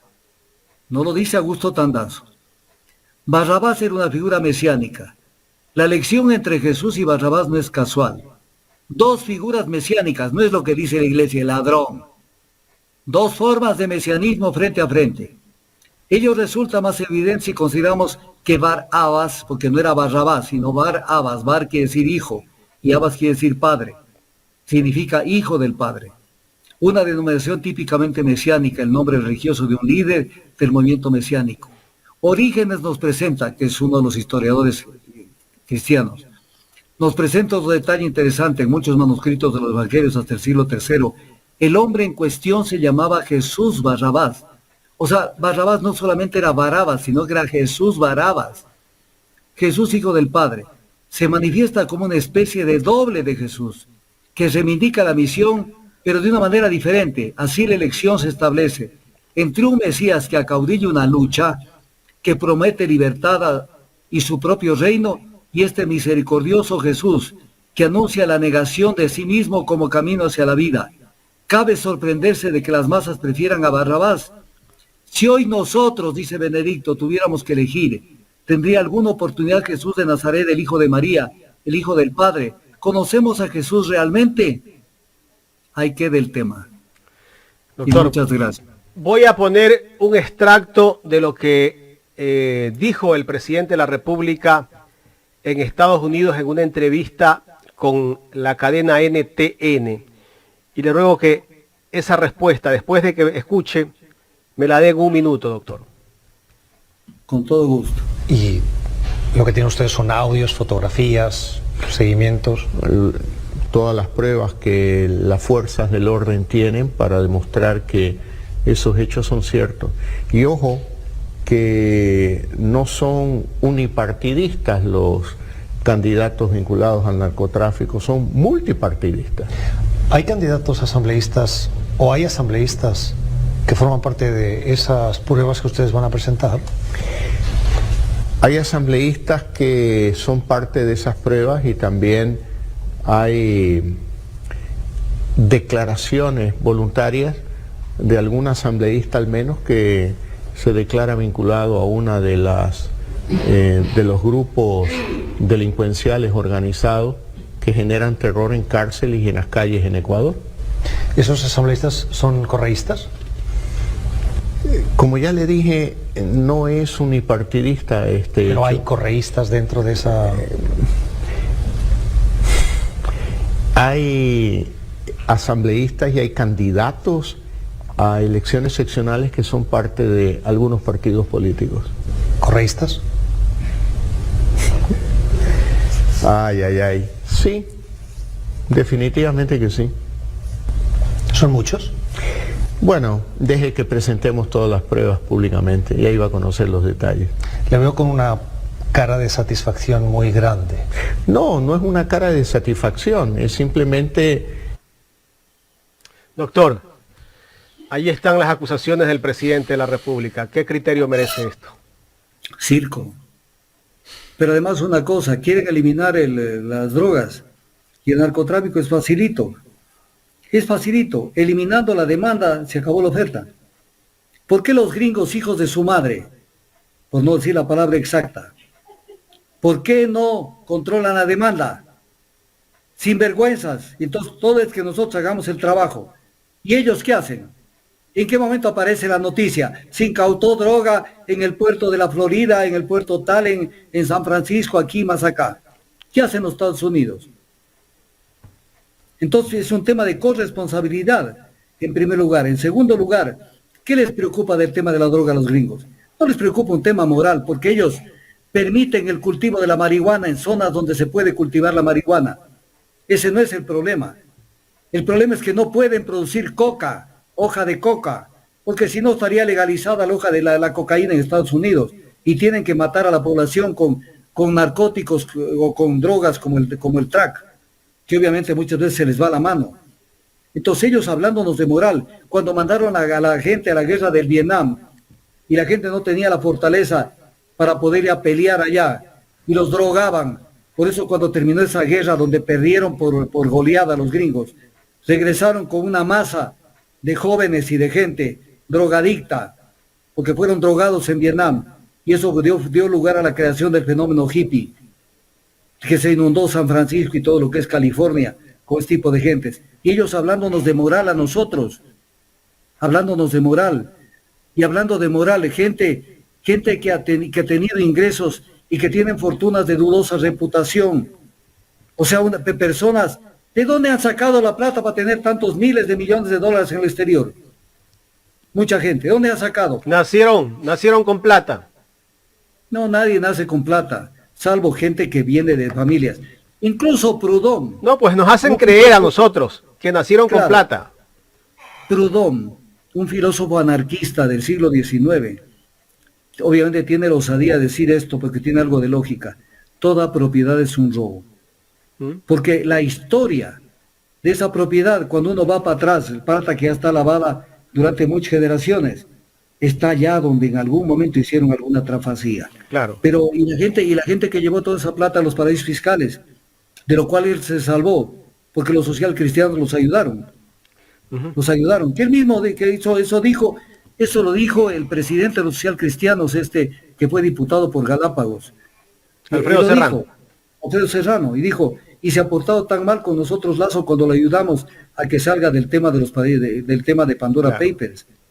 Entonces, ¿qué vienen a decir? ¿Qué tienen la cara limpia? ¿Cómo hicieron la fiesta? ¿Cómo hicieron la fiesta del feriado bancario? Porque el feriado bancario tuvo resultados en lo que fue la compra a precio de gallina robada de los bienes que tenían los bancos y después los multiplicaron por 10 veces ese precio. Ese fue el negocio con el cual toda esta gente aparecieron de la noche a la mañana como los grandes ricos del Ecuador. Si eso no se hubiera dado, no hubiera pasado absolutamente nada. Entonces todo esto hay que verlo a la luz de las cosas, pero venir además desde Estados Unidos a lanzar esa pedrada. Doctor, ¿Lazo hizo dinero en el feriado bancario? Pero claro, pues o sea, todo el dinero que obtuvieron fue de la especulación de compra de papeles y venta de papeles, pues. ¿CDR? De todo tipo de papeles. Si el feriado bancario fue la bendición para mucha gente. El feriado bancario no solamente fue el perjuicio a más o menos 2.600 empresas que quebraron, pero también de eso se utilizaron para comprar a precio de gallina robada muchas cosas. Yo puedo hablar muchas cosas de esto y algunas en no, otro momento vamos a hablar de ese tema porque ya estamos cerrando el programa. Doctor, pero lo que me sorprende, y le ruego que por favor esto sí me responda, el presidente acusa sin pruebas. Eso es lo que sorprende. O si vas a lanzar algo, y no ahora, sino que ya tiene desde que empezó su gobierno, acusando sin pruebas. O sea, si yo voy a acusar a alguien de una vez, aquí está, pues. No, pero no solamente eso. ¿Acaso no les dijo ladrones? Y les presentó la denuncia incluso a 5 asambleístas de Pachacuti. Y después retiró la denuncia, lo cual no podía hacerlo. Jurídicamente no podía hacerlo. Solo en este país se ve eso. Retiró la denuncia, ya no son ladrones porque votaron por él. Rosa Cerda y su combo. Entonces, ¿qué podemos creer en este hombre que quiere sostenerse en base a estos escándalos? Pero mire lo que dijo el embajador Michael Fitzpatrick, de la Universidad Andina Simón Bolívar, que dicho de paso, o sea, no entiendo cómo le invitan a un embajador norteamericano en una universidad que lleva el nombre de Simón Bolívar. Simón Bolívar dijo, los Estados Unidos están llamados a plegar de desgracia a América Latina en nombre de la democracia. Pero ¿qué dijo este embajador de pacotilla? Cuando los fallos dejan de administrar justicia y se transforman en un mero ejercicio burocrático, o peor en un camuflaje para proteger a narcos, matones o sus testaferros pagados para lavar su cara, su plata, su imagen pública, la justicia pierde relevancia y por lo tanto se deja de creer en ella. Pregunta primera.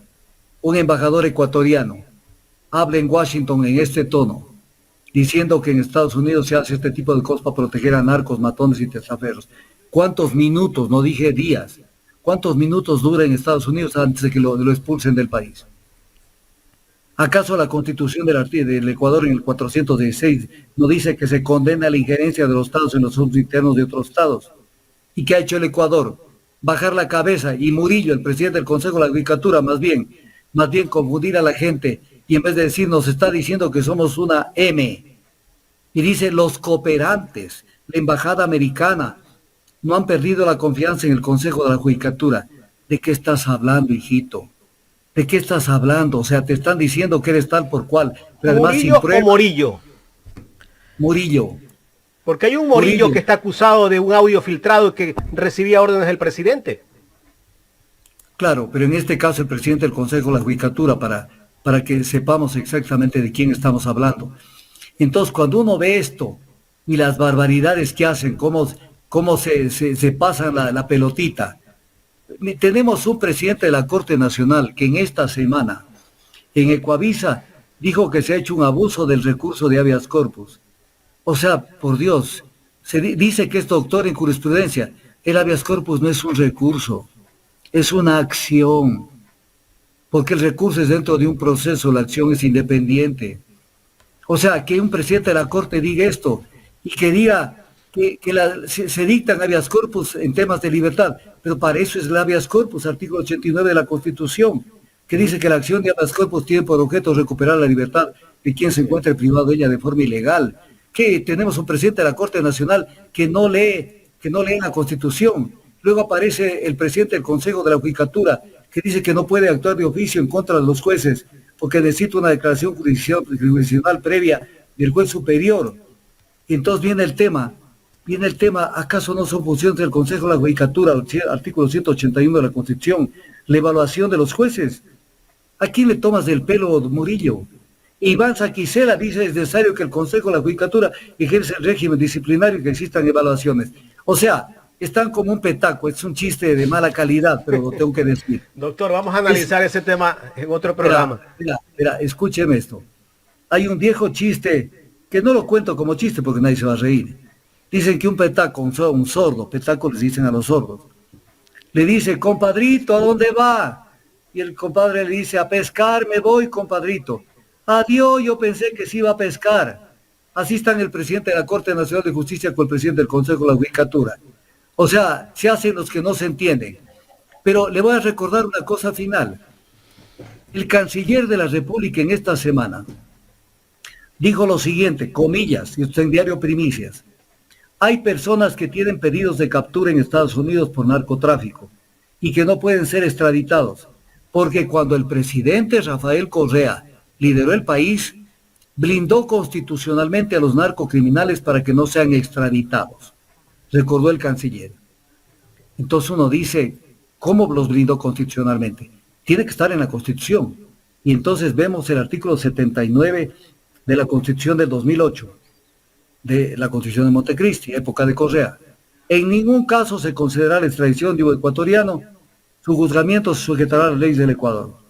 Entonces uno dice, sí, aquí se ve que está la huella de Correa, pero nada más una prueba sencillita para los ignorantes. Artículo 25 de la Constitución de 1998, cuando Correa ni soñaba con ser presidente, que nada más que este artículo se lo mantiene en la nueva Constitución. En ningún caso se concederá la extradición de un ecuatoriano. Su juzgamiento se sujetará a las leyes del Ecuador. ¿Cómo quedó el canciller de la República? Como un ignorante. Como un ignorante. O sea, estamos acostumbrados a esta gente. Es el mismo artículo del 98. En la Constitución del 98 está la no extradición. O sea, no se lo cambió.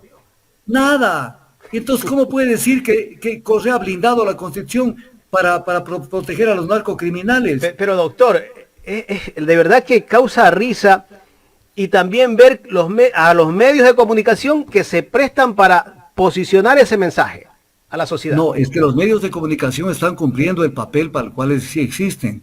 desinformar, crear mitos en la cabeza y hacer que la gente piense como ellos quieren que piense.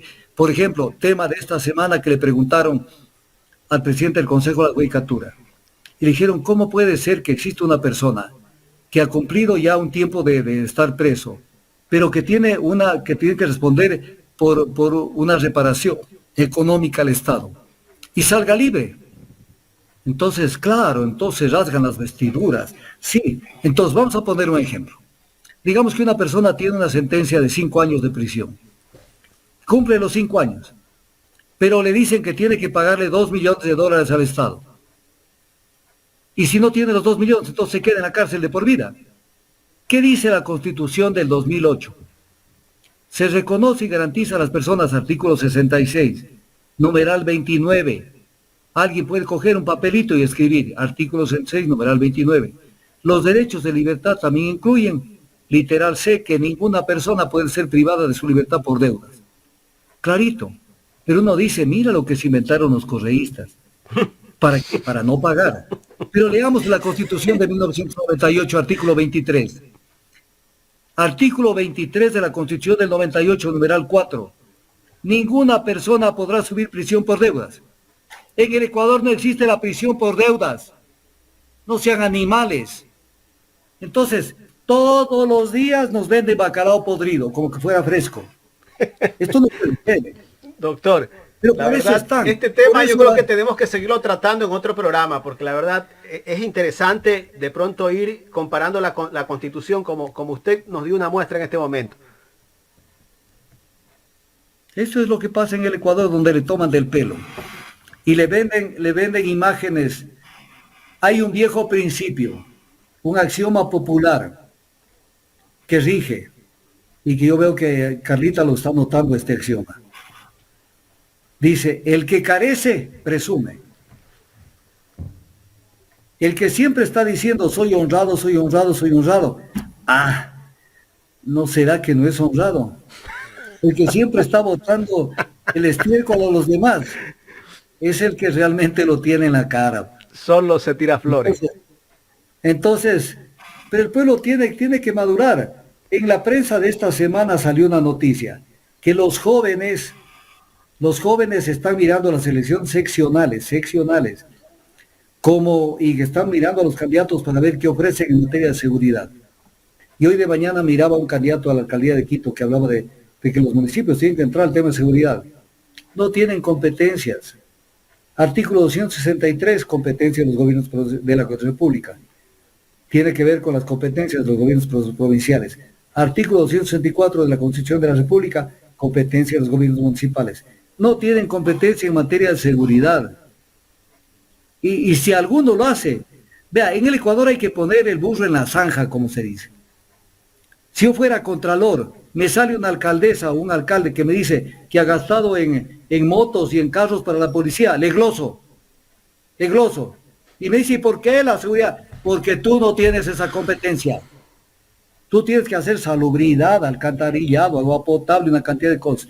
Eso no es tu competencia. Esa plata que estás gastando, tiene que gastar el Estado central. Y es una competencia exclusiva del Estado central. La competencia exclusiva no se delega. O sea, es un país armado al revés.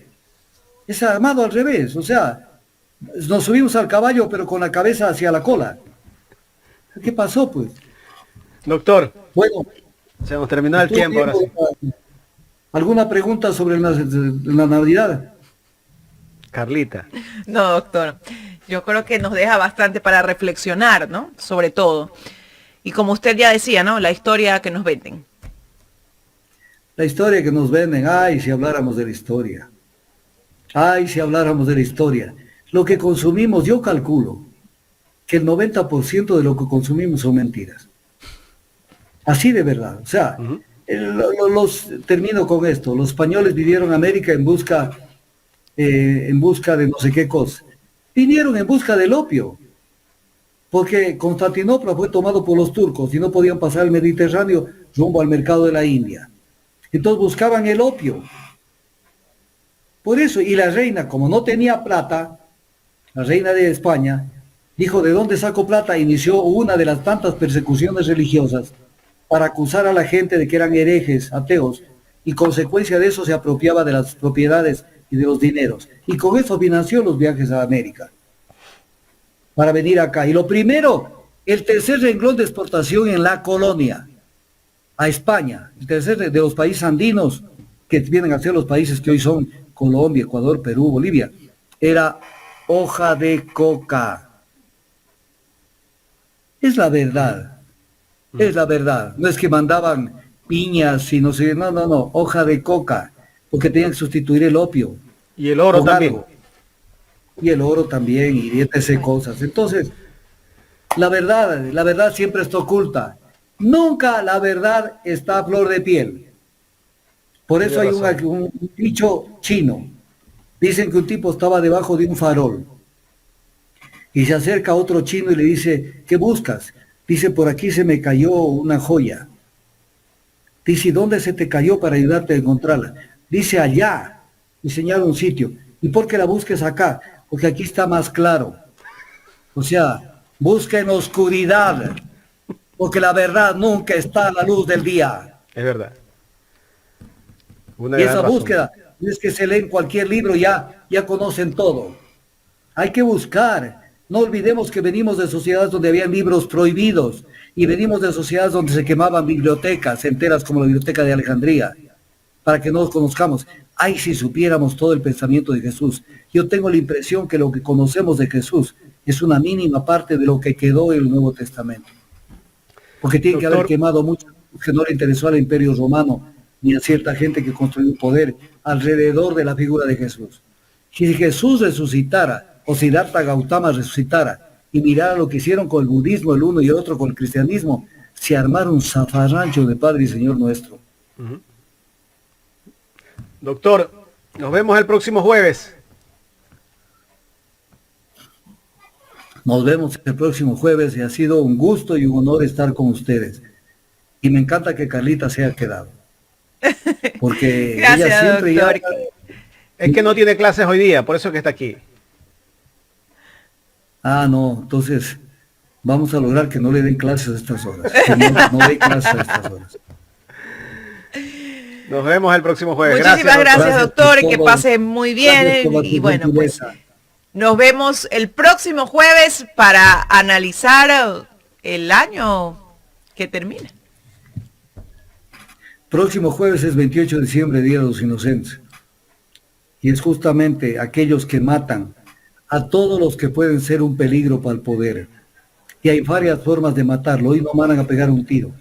Solo le quitan el micrófono nomás. Y se acabó. Entonces hablan los mismos, pedazos de ignorantes que no saben nada de la materia. Y de eso lo hablaremos el próximo jueves. Listo, Gracias, doctor. Carlita, Jaime. Que la evaluación de este ciclo la realicen en silencio y que vean qué pueden mejorar para el próximo año. Qué han dejado de hacer y qué es lo que pueden hacer por sí mismos y por los demás. Porque el ser humano vive en sociedad, no vive solo, no es un Robinson Crusoe. Y entonces hay que pensar, hagan esa llamada, que no la hacen o por pereza o por desidia. Alguien está esperando una llamadita, alguien está esperando una visita que no le han hecho, algún preso está esperando que lo vayan a ver, y lo cual no quiere decir que están de acuerdo con el delito que ha cometido o con el que no ha cometido. Vayan a ver ese enfermo, que está en un momento, yo sé lo que es estar enfermo, que está en un momento de dolor, aunque sea llegar un papelito diciéndole, estamos contigo, toma fuerza. O sea, el ser humano, si quiere considerarse ser humano, y no lo que decía Friedrich Nietzsche, estamos más cerca de la bestia de la cual venimos, que del ser humano, tenemos que demostrar con los actos. Por sus obras los conoceréis. Si nos consideramos cristianos, actuemos en consonancia. Jesús dice, soy el camino, la verdad y la vida. Camino del conocimiento, camino de la rectitud, perdón. Axiología, la verdad, nociología. Y la vida, la suma de los dos, la ontología. Son las dos piernas con las que caminamos, simbología. Si la una pierna es más grande que la otra, caminamos cojos y en vez de ir recto, nos vamos a desviar porque la una es más chiquita que la otra. Entonces tenemos que teoría y práctica equilibrarla. No solo hablar, sino practicar, predicar con el ejemplo. Ya les he quitado todo el tiempo del mundo, los abrazo y que la pasen bien. Que la pasen unidos, yo a la distancia los pensaré mucho en estos días. Gracias, doctor. El doctor Augusto Tandazo aquí en el programa Los Especialistas de Ecuador en Directo. Me parece que hemos tenido una entrevista muy interesante, Carla. Nuestros seguidores, nuestros fieles televidentes de este programa, pues sabrán analizarla y dar su criterio de lo que justamente hemos tratado el día de hoy. Me parece extraordinario el tema, que tal vez no ha sido tan político, como siempre hemos hablado de temas políticos. Esta vez ha sido el tema de la Navidad, qué es la Navidad, y al final